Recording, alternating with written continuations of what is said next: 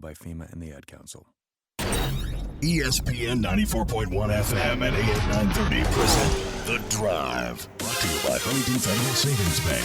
Local then, local now. Member FDIC. Welcome into your Thursday, October 10th edition. Your drive begins now on ESPN 94.1 FM and AM 930. I'm your host, Paul Swann. You can be a part of the program by calling the Miller Lite phone lines at 877-420-TALK. That is 877-420-8255. Miller Lite, hold true, great taste, only 96 calories. It is the original light beer.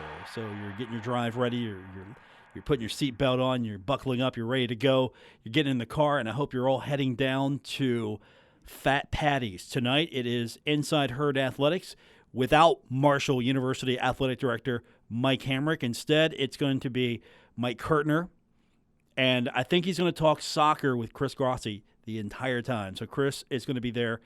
They're going to talk soccer.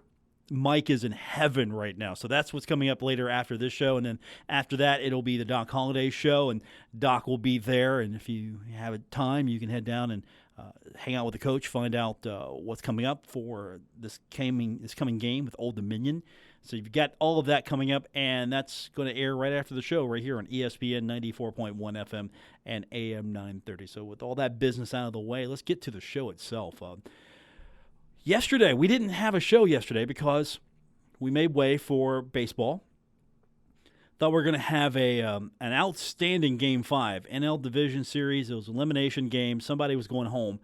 And what the heck happened? The Cardinals scored 10 runs in the first inning, and guess what? Atlanta out again. You know what? I'm happy as can be. I am so happy.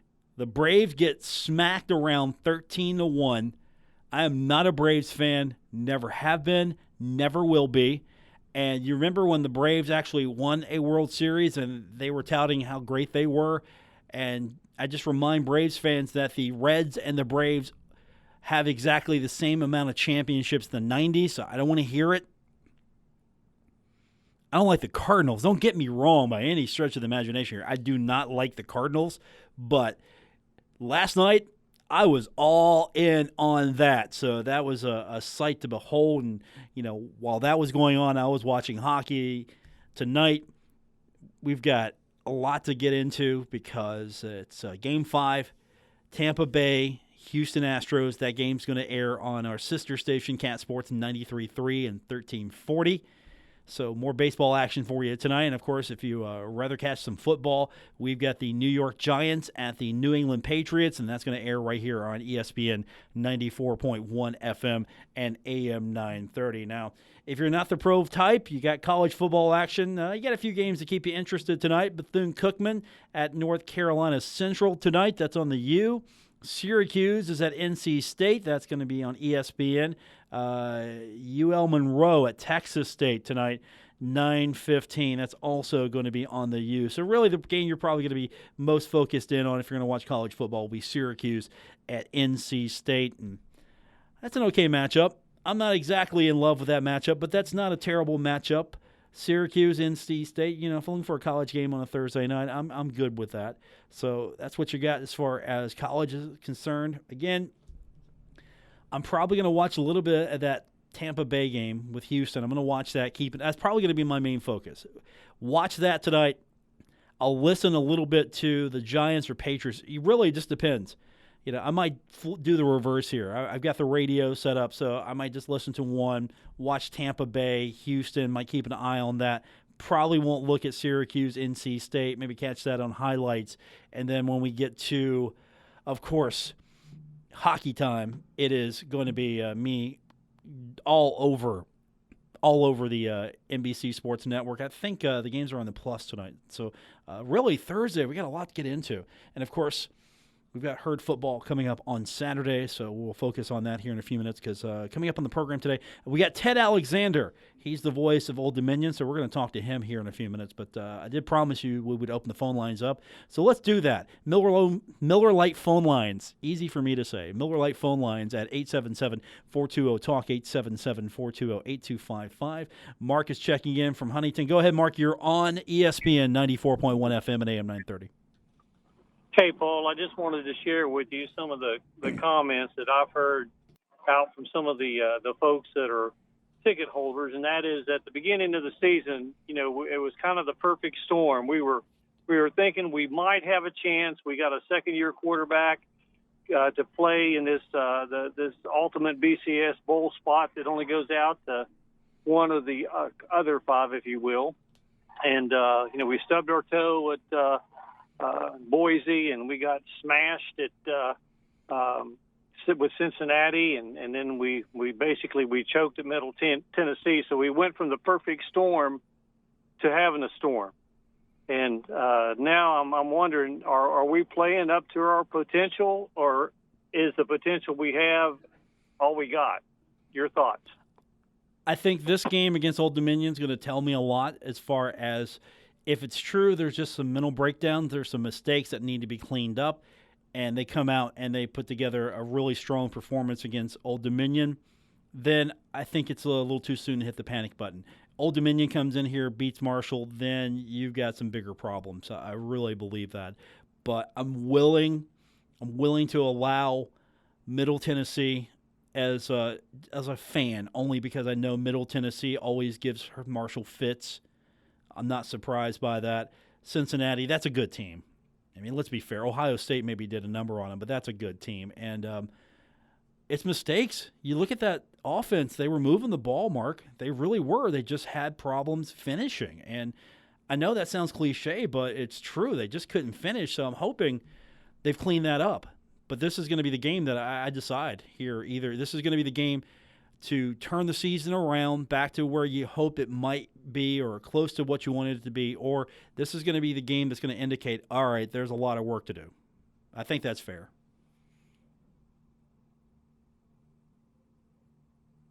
Mark, still with us?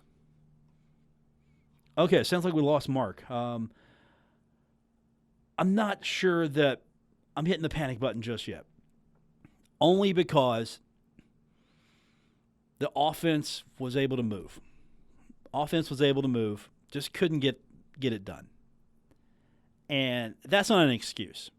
That's not an excuse at all for what happened with Middle Tennessee, the way that Cincinnati really just manhandled Marshall scoreboard-wise. It was not pretty to watch, and they jumped out on the Herd and just really no hope, no chance whatsoever. But if what Doc says is true and that some of the problems were not on Green, he got left out to dry a couple of times, and he had a couple turnovers that were his fault. And if Green has made corrections, and if this team has made corrections, and if they do, as Doc said, just be yourself, just go out there, play, I think you're going to have an okay season. That's not good enough for a lot of Herd fans because it's East Division every year, Conference USA Championship game every year. That's the expectations. This year you're flirted with being in the conversation for an Access Bowl bid because you're playing Cincinnati, a team that's going to contend in the American, and we see that they are. Boise, a team that's always a contender for Access Bowl consideration. And you played well enough against them to think, okay, didn't turn out the way you hope, but this team could be good. This team could really make some noise in Conference USA. This team could win the East Division. This team could win the Conference USA Championship. So you felt, even though it was a loss, you felt good after that Boise game because you're disappointed more than anything. And then you come down to earth. After Cincinnati just lays it on you, you come right down. Whatever high you had, whatever euphoria you had just came crashing down. And then after that, what happened was you go into Middle Tennessee thinking, okay, Marshall's better than this team. This team has had some struggles. Marshall should come off this game, this loss, the chip on their shoulder. They let a lot of people down. They should be mad. They should take it out on Middle Tennessee. They go into Middle Tennessee, and the energy's not there from the crowd standpoint. You don't have it good or bad. It's there. And they move the ball. They're making some plays. They're getting the ball down the field, but then they just can't finish. And then they create some of their own problems with turnovers. They shoot themselves in the foot. And I know that's the narrative. But it's true. They did shoot themselves in the foot. Did Middle Tennessee beat Marshall, or did Marshall beat Marshall? I mean, that's the big question here. We'll see if Old Dominion, if there's any signs of cleaning that stuff up, improvements. That's really what I'm looking at. Let's go back to the phones. We got Bill checking in from Huntington. Go ahead, Bill. You're on ESPN 94.1 FM and AM 930. Yeah, Paul. Against Cincinnati, despite what the players said and coach said and all that other stuff, I watched the Cincinnati game about 1.5 times through. There was a huge disparity of talent, and that was true on both sides of the line of scrimmage. Along with Marshall really doesn't appear to have all that much speed on the offensive unit at all. There's, despite the long pass to the tight end last week, it doesn't seem as if there's any real game breakers besides somebody wasn't involved. X wasn't even involved in the offense last week, except as a decoy, one run, and about 3 or 4 penalties. So I don't think that Doc's done a really good job of putting together a roster for this year. I wouldn't compare this roster to Cincinnati and say that. Let me walk that back a little bit, because I guess what I want to say is Cincinnati's good. Cincinnati's obviously, they're good. I mean, if you're comparing Marshall, you're comparing Marshall to Cincinnati. Cincinnati's going to win. That's they're going to win. Yeah, exactly. And we're 10 years into the program, and I would expect against a Cincinnati or something like that you would be at least be able to play them nose to nose and not just be absolutely non-competitive with them. You'd think that. So it's like I said, to me, again, against Middle Tennessee State, I think Marshall was more talented, but it wasn't a wide gap or anything. It's just, it's like I said, I don't think the roster's that good. Well, the narrative is that they beat themselves. I mean, that's what you've heard. These kids are saying that they need to make plays. They beat themselves. Right. Middle didn't do anything special. I mean, we heard that, and what else are these kids going to say? And then you look at the stats, because let me pull the stat sheet up here. Against Middle, they moved the ball. Yeah, they did well. Ball. But there's on a critical 4th and 1, Doc and Cramsey gets rocks thrown at him because they're too conservative on the 4th and 1s. Well, every 4th down they went for, I agreed with the decision, but every on a particular 4th and 1, important 4th and 1, the offensive line came up very small. It's not sure, maybe missed assignments, but at this against Middle Tennessee with I don't know. It seems to me you should be able to pick up a yard whether you're taking a shotgun snap or under the center. But that offensive line got blown up that play. I'm kind of the mindset that I would have taken the easy points, to be honest with you. I mean, it's because you look at the drives. So I've got the drive chart right here. Downs, the last 6. Right. The drive ended on downs, and then 2 consecutive interceptions.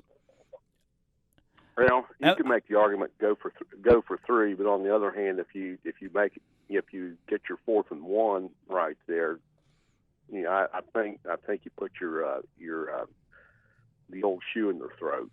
So I'm not, it's like I said, I don't disagree with the decision. I do disagree with, you should be able to make a 4th and 1 against a middling at best Conference USA team.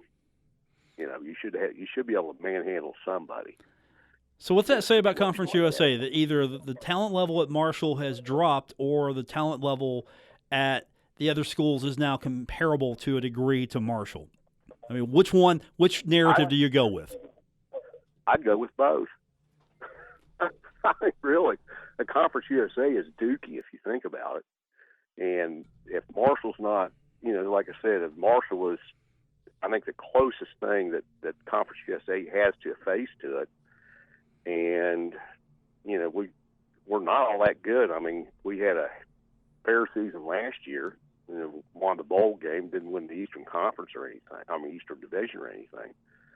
And I think, really, there's a really good chance that that the Herd's not going to win the East this year either.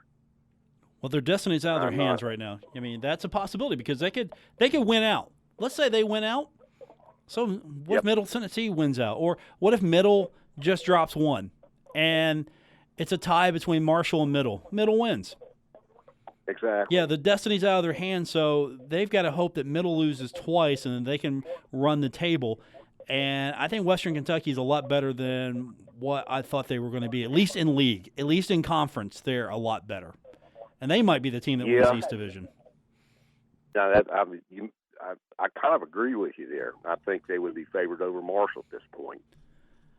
So Marshall's got to win this game. This is an important game. I mean, I hate to use the term must win, but again, I don't want to say they're desperate, but yeah, you're almost there because there's a lot of football to be played, but you don't lose this game and then have any hope of playing for a conference championship because then you're two in the hole.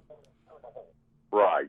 Well, it is a must-win game, and you're right. I mean, you don't want to. You may not want to say it's a must-win game, but yes, it is a must-win game. I mean, the facts are the facts. Yeah. There. Your aspirations conference championship. Well, you win your opener at home, and you win your opener on the road, and off you go. And for this season going in, I would say that winning the conference championship, if Marshall wins a conference championship, would be only achieving a secondary goal anyway. I don't think the Conference USA is realistically going to get a nod into the Access Bowl over the conference winners from the AAC or the Mountain West. I don't think that's going to happen. Sun Belt, don't forget Sun Belt. I think the Sun Belt right now is ahead of the Conference USA. I mean, Appalachian State especially. Appalachian State could get in, but in terms of if you take an undefeated CUSA champ and have him compete for that spot against a one or two loss team from the AAC or the Mountain West, I think Conference USA comes in, doesn't make the bowl over those. That's the problem. So I think realistic primary goal would be to finish in the top maybe 20, 25, and to be in the Zagarian rankings, be in the top 40 or 45. That would be a realistic goal. And that's where Marshall should be at this point in Doc's career here.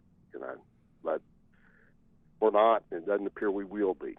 So I guess I'll let you go. Thank you. I appreciate it. Thank you, Bill. I don't know how you change that because the American's getting better, Mountain West is getting better, Sun Belt's getting better, and Conference USA needs a lot of help. We're going to turn our attention to this Old Dominion game when we come back from break. We've got Ted Alexander. He's going to join us. We're going to talk to him about the contest between Marshall and Old Dominion. And later on, we'll get your phone calls back in at 877-420-TALK, 877-420-8255. More on the way. It's The Drive, presented by Huntington Federal Savings Bank on ESPN 94.1 FM and AM 930. Swann everywhere. Download or subscribe to The Drive with Paul Swann on Apple Podcasts, Spotify, or wherever you get your podcasts. Joining us on the program now, he is the play-by-play voice of Old Dominion, Ted Alexander, with us. And Ted, good talking to you again. It's been a while since we've done this, and this is going to be an interesting game we got coming up on Saturday. Two teams that I don't want to say they're desperate for a win, but a win would go a long way in making the program point in the right direction, I guess, for both teams. I don't know about you guys. I know at least one program for whom this Saturday is a desperate win. Monarchs have lost 4 in a row after winning opening night and haven't looked good doing it lately. And so it's time to see if they can put together a better performance in Huntington. Is this the best 1-4 team in America? It feels like every time Old Dominion's on a losing streak, we look at the teams they lose to, we look at how they lose, and you think, wow, a couple plays here, a couple plays there, and all of a sudden they might have 2, 3, 4 wins. Couldn't every team in the country say the exact same thing for the most part? I mean, yeah, there are a couple plays you would have wanted to have back, a couple mistakes here and there, but that's what makes football games and winners and losers. Monarchs defensively are much better than they have been in the past. The problem has been the offense and the inability to get the chunk plays and therefore score some points, putting all the pressure on the defense. And unfortunately, they haven't been able to shut out everybody. That's why it's been a 1-4 start. The defense has got Marshall's attention, but the quarterback has got Marshall's attention as well. Talking to the players earlier this week, it feels like every week there's a quarterback on the other side of the field that can beat the herd on his feet, and you've got one in Stone Smart. Stone Smart's a junior college guy from Sacramento. He's come in. He hasn't gotten the help that he needs to develop, and that means the offensive line help, the wide receiver help, because they're young and injured. You lose guys like Travis Fulgham and Jonathan Duhart to the NFL, you're going to have a drop-off, and the playmakers haven't really emerged. Therefore, oftentimes Smart's running for his life, and that means rollouts, and you can't throw it as well when you're rolling out. You can't see your guys as well rolling out, and the guys haven't made plays for him, and that makes it tough to move the chains. It's Stone running for his life most of the time. Let's go back to that desperation part. Both teams are on losing streaks right now, and I know with Old Dominion, this isn't the season that was expected. How are things with the fans? Did I hear right, the last game was not a sellout? Correct. That is correct. At 18,000, the new Cornblau Field at Esther Ballard Stadium seats 21,944, and it was a day that was about 25 degrees cooler than the week before, but those are just excuses. The team hasn't played very well, and they've made mistakes at critical times, and that gets those that follow the team with their heart and soul a little grumpy. You guys know all about that in Herd Nation, and it's just a fact of life these days. People who have their platforms are going to make themselves heard, especially when they're grumpy. Yes, we know a lot about grumpy Herd fans as well, and so that makes this game a very important game. But what's the mood going into this as far as the team? Is it heads down? Are they excited that they get another shot at this? Somewhere in between? What's the mindset here? I think the Coach Wilder got together his leadership council, the seniors and captains on the team, those top 10, 12 guys that are the real leaders, met with them Monday morning and said, what would you guys like to do? What can we do to get this ship turned around? They said, we want to practice harder against each other more. So they've been going at each other all week long. And perhaps that's at the expense of perhaps preparation for Marshall, but they need to get themselves right before they can think about beating anybody. I think mentally they're doing pretty well. They're a young team, graduating 22 seniors with a total of like 45 new guys that hadn't played coming into this season, now getting some starring roles. It's just a process. Sometimes you lose patience with the process, but it's a process nonetheless. We talked about that defense earlier, and that's really gotten the attention of this Marshall squad. Coming into this contest, one of the best run defenses in the country. Marshall, very good at the run, so this is really strength versus strength, it feels, this week. I think that's one of the better matchups. What is it, 3 in the league rushing versus 3 in the league defending the run? That's going to be huge. And what will also be huge is whether the Monarchs can string together enough first downs to get into position to score and then cash in. Keep in mind, last week against Western Kentucky, they had everything on a platter in front of them with 2 turnovers inside the 20. They only came away with 3 points, and that was huge. They shot themselves in the foot with sacks and with silly penalties, and it cost them points. Yeah, same thing with Marshall. When we were talking to the players earlier this week, they keep saying, got to execute better, make a play. And they say that over and over again. And I just flat out asked them, okay, so how do you make a play? And you got some different answers, but a lot of them say it's just mental. Is that what you're getting as well on the Old Dominion side?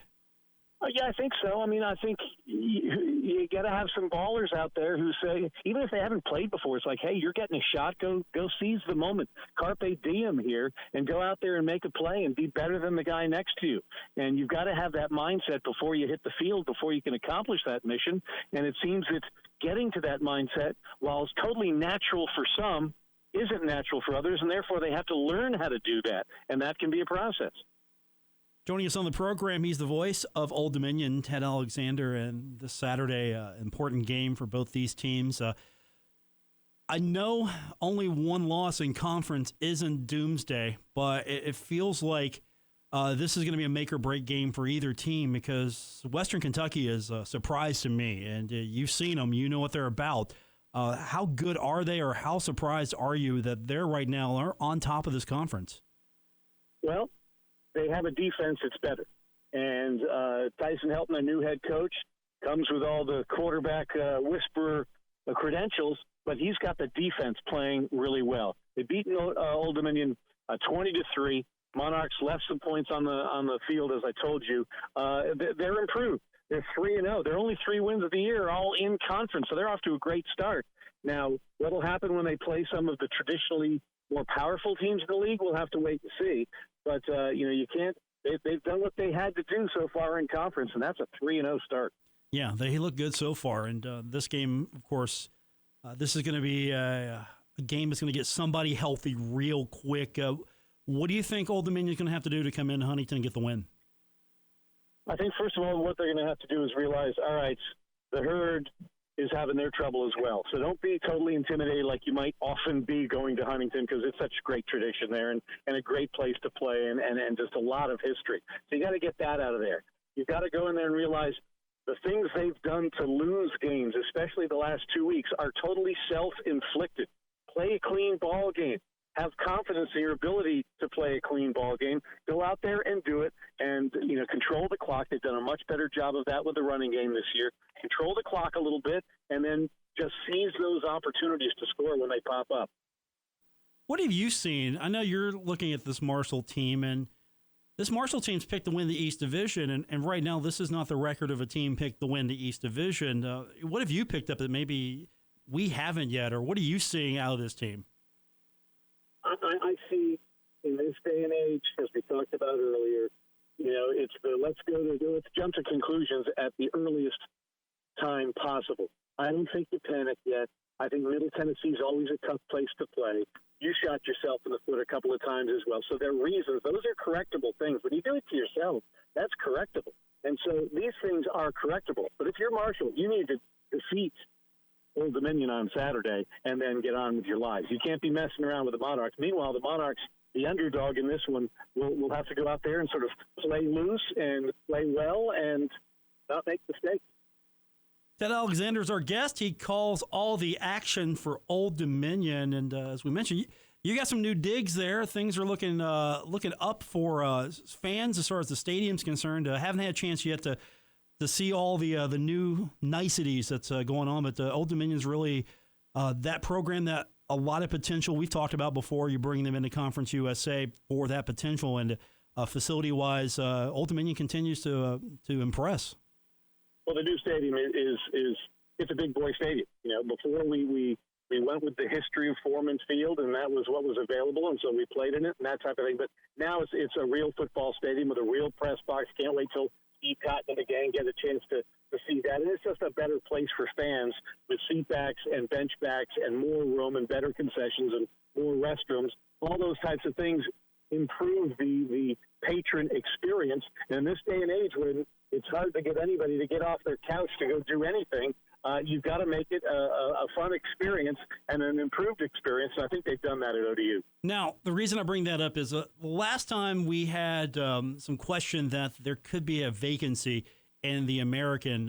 One team that came up time and time again, and I brought them up as well as a highly sought-after properties. Old Dominion maybe in the best position of most Conference USA teams to make that leap.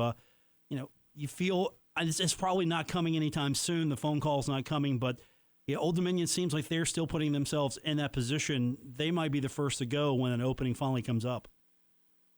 We'll see when that happens. I'll believe all of that when I see it. What you have to do is go out there and every single day do your best in terms of performance and recruiting and academics and facilities, and do your best and organically let it happen.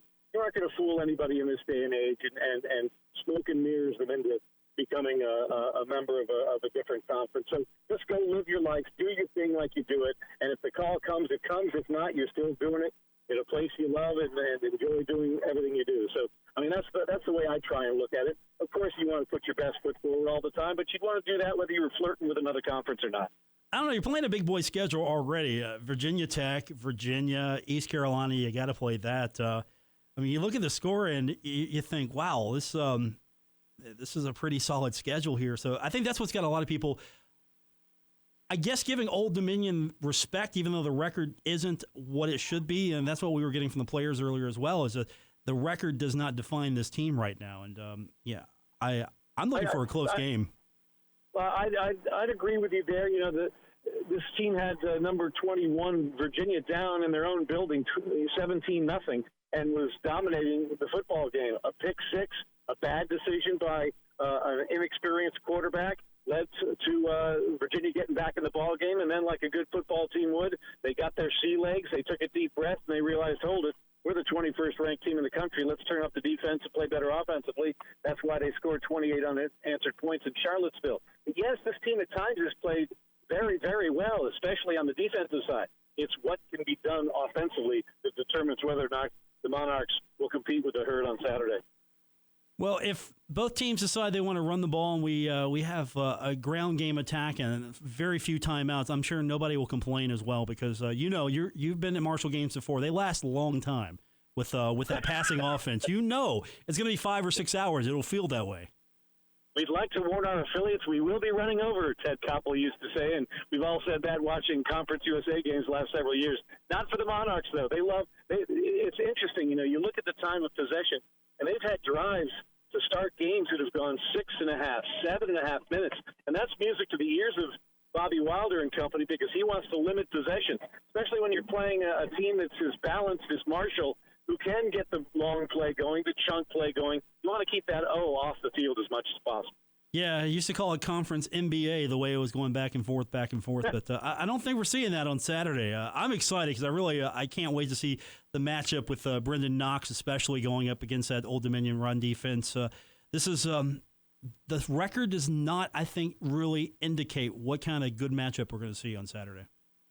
The thing is, when you go to Marshall and you're Old Dominion, an institution that's been playing football for all of 11 years, when you go to Marshall, it's always a measuring stick. It's always a good barometer because Marshall has been the cream of the crop at Conference USA, whether not at the top, but up and near the top as a program. So if you can go and compete in their house, which hasn't happened yet, the only win the Monarchs have in a series of the first 5 games was at Old Dominion in 2016. But if we can go to Huntington and compete and play well and get a couple of landed punches, I think that'll do well for everybody because we need this rivalry to get better and better, and Conference USA needs more big boy rivalries.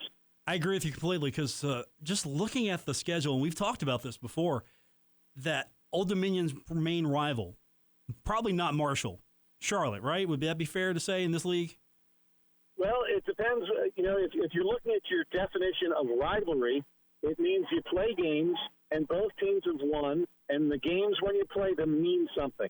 And I think, you add the basketball piece to this whole thing, and I think Marshall's as good a rival as we've had. I think, you can put Charlotte there for proximity's sake, but when have the games between the Monarchs and the 49ers meant anything? It's a fair point, and basketball has heated up, and I can't wait for you to get to the Henderson Center. Dan D'Antoni has decorated the place again. He's got a new floor. He's got new wall graphics. I'm sure you're going to take a peek at everything because Dan D'Antoni.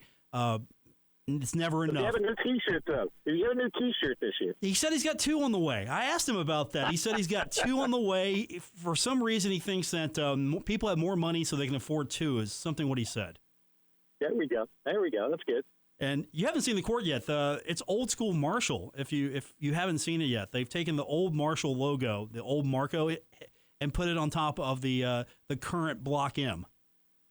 Oh, okay. Well, Yeah. we'll have to wait and see. And I'm a huge uniform and optics guy. I can't wait to see it, and we'll see. Sometimes the cursive Marshall doesn't come across as well as I'm sure Herd fans would hope, but the results on the fields of play and on the courts have always been good. Yes, sir. Appreciate you joining me today. I'm looking forward to it. We'll get you in here on Saturday, and I tell you what, this is an important game. I'm hoping the fans show up. You know how fickle fans are. No doubt about it. What kind of day you have for us? I'm just going to say it's going to be a beautiful day. I'm going to lie to you and say it's going to be a beautiful day. Let's do it. It's going to be football weather. It's going to be fall football weather, and that's just what I'm going to tell everybody. So no chance of rain, none of that, no excuses. Get out, watch this football game. Hey, here's the sign of the day here. We had a tweet after the game on Saturday. People were talking about the crowd and said, well, some people said it was cold. It was 64 degrees at kickoff. That's cold, isn't it? That's chilly. That's pretty chilly. That's my kind of weather. Ted, looking forward to seeing you on Saturday. We'll get you in here and have a good time this one. And I can't wait for basketball. I mean, as much as I'm excited for this one, basketball is where I'm really excited for. Always look forward to coming to Huntington. Look forward to this weekend. Thank you, Ted. Appreciate it. Moment of the Drive with Paul Swann. Subscribe on Apple Podcasts, Spotify, or wherever you get your podcasts. Coming up, we still have another couple hours of Herd coverage for you. It's going to be Inside Herd Athletics with Marshall University Athletic Director Mike Hamrick. Not on the premises this week, so it's going to be a grab bag and a smorgasbord of things. And that's all coming up tonight following the show. And then after that, we're going to have Doc Holliday's show, your opportunity to hear from the head coach himself. And if you can make your way to Fat Patty's, you get a chance to talk to him on the crowd mic and ask him a question about the upcoming game. So it's all coming up tonight, and it starts following this show right here on ESPN 94.1 FM and AM 930. So I'll tell you what we're going to do. We'll give you an opportunity here in a minute to be back in on the phone lines, 877-420-TALK, 877-420-8255 to join us on the Miller Lite phone lines. You can also tweet me at Paul Swann. I'm kind of curious. Do you think that Marshall and Old Dominion could really be a rivalry? A true sense of the word rivalry. Now, Marshall, Western Kentucky, that's a rivalry. But Marshall, Middle Tennessee, that's got some rivalry aspects to it as well. But those two schools that I just mentioned, they like to get after each other more. There's a lot more history there. And then you've got Marshall and Old Dominion. And in basketball, it's kind of gotten heated up. I think that's a fair point. Then we look at football. What if Old Dominion can get the win? Does that turn this into maybe all of a sudden, this might be something? I mean, geographically, there is a lot more proximity than some of the other teams in Conference USA. And if this is a rivalry that you look forward to, then it's going to generate a lot more interest. I think that's what some of the things college football really brings to the table that I think is missing for Marshall. I mean, you can't tell me Marshall's true rival in Conference USA. You can't do it because there isn't a true rival. Maybe a secondary, third team, because as far as Western Kentucky is concerned, Marshall's not the primary rival. Middle Tennessee, I'm going to say not Marshall. Old Dominion, you heard Ted Alexander earlier, and if you missed Ted, all you have to do is go back to get the podcast wherever you listen to podcasts, and you can grab that. He's like, look, Charlotte's not maybe the rival. Marshall, this thing's heating up a little bit more. So there's some interest here in making this the rivalry game. And it's sport dependent, I think, because soccer can tell you, hey, you know what, Kentucky's our rival in soccer. Well, okay, Kentucky is everyone's rival probably, but at the same time, Kentucky's not in Conference USA but for one sport, for soccer. And volleyball could tell you, hey, it's a different team. And you know what, baseball could tell you, hey, it's a different team. I mean, there could be sport-dependent rivalries here based on past performances, but in football, you're desperately looking for a rival. You need one. You don't have that. You just don't. You used to in the Southern Conference, you could look at Chattanooga and go, okay, Marshall, Chattanooga, that was the college basketball rivalry that defined Marshall basketball for a while. Those two teams got after each other, and it was great. And I don't know if there is that true team. Maybe Old Dominion's fitting the bill here. Maybe you put them up front and say, here they are. Basketball anyway, this could be your rival. Maybe this is your rival, not your travel partner, Western Kentucky. No. Interesting, but no. It could be Old Dominion. We'll see. I'm interested in seeing how far this one goes, though. But I like the concept of it. But again, it's hard to really have a rivalry in a conference like this because, I don't know too many Old Dominion grads. I don't know anyone really. Can't interact with them. And maybe you don't base it just on that, but it's different with Ohio because I know a lot of Ohio grads. I work with some. And even though Ohio is not the primary rival for Marshall, it's fun because you can interact and you can go back and forth, and that makes it fun. But, Old Dominion, I don't know if you're going to have that. Maybe Old Dominion comes in here and wins all of a sudden. You don't like them as much. That's a very strong possibility. We're going to take our next break, and we'll keep the phone lines open for you at 877-420-8255. That is 877-420-TALK. That's the Miller Lite phone line. Miller Lite, hold true, great taste, only 96 calories. It is the original light beer. We're going to wrap the show up when we continue here on ESPN 94.1 FM and AM 930. We're taking Paul Swann everywhere. Download or subscribe to The Drive with Paul Swann on Apple Podcasts, Spotify, or wherever you get your podcasts. Final segment, today's edition of The Drive, presented by Huntington Federal Savings Bank. And coming up next, we're going to have Inside Herd Athletics. It is usually with Marshall University Athletic Director Mike Hamrick. Instead, it is absent the athletic director, so that's coming up next. That's okay. Mike Kurtner's still there. You're good. You've got one of the Mikes. They like to call themselves Mike and Mike. Just humor them. And then after that, you've got the Doc Holliday Show. That's coming up live from Fat Patty's, all right here on ESPN 94.1 FM and AM 930. And then after that, we've got Thursday Night Football. New York Giants taking on the New England Patriots, and that will immediately follow the Doc Holliday Show. On our sister station, Cat Sports 93.3 and 1340, it's going to be Game 5 between Tampa Bay and Houston. And that elimination game, again, on our sister station, Cat Sports 93.3 and 1340. So a lot of football action tonight in college ranks, of course, with the Thursday night game. Baseball action continuing. And for those of you who don't want to watch any of that, you can, of course, do what I do. I'm flip on the ESPN Plus and let's see who's on the ice tonight. That's going to be my plan tonight. I'm going to be watching a little bit of this Tampa Ray game with Houston. Probably, I don't know. I don't know if the Thursday night matchup is going to hold my interest enough. If New York can keep it competitive, maybe I'm going to keep locked in on that one. Probably definitely skipping the college football action tonight. Syracuse, NC State. Nothing there for me really. UL, Monroe at Texas State. No, not so much. Bethune-Cookman at North Carolina Central. That's coming up on the U. Not much there for me to check in on. So I think basically I'm going to go pro tonight. And, well, hopefully we get a better baseball game tonight. Let's not get a game where we have 10 runs scored in the first. Even though it was the Cardinals, a team that I detest, against the Braves, another team that I detest probably more so than the Cardinals. It was the Braves getting hammered 13-1. 10 runs in the first. It's pretty much over, and I'm okay with that. I was completely on board with all of that.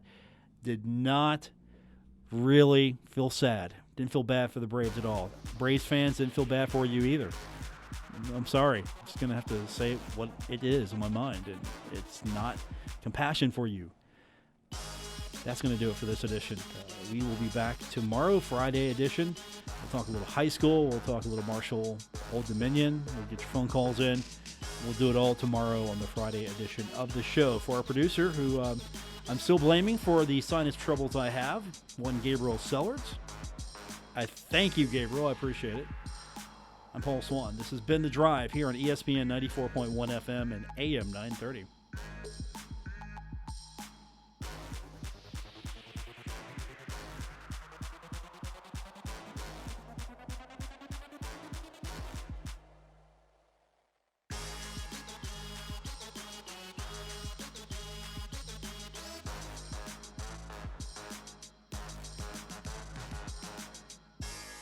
WRBC Huntington, W227BS Huntington, your flagship home of the Marshall Thundering Herd and The Drive with Paul Swann, ESPN 94.1 FM and AM 930.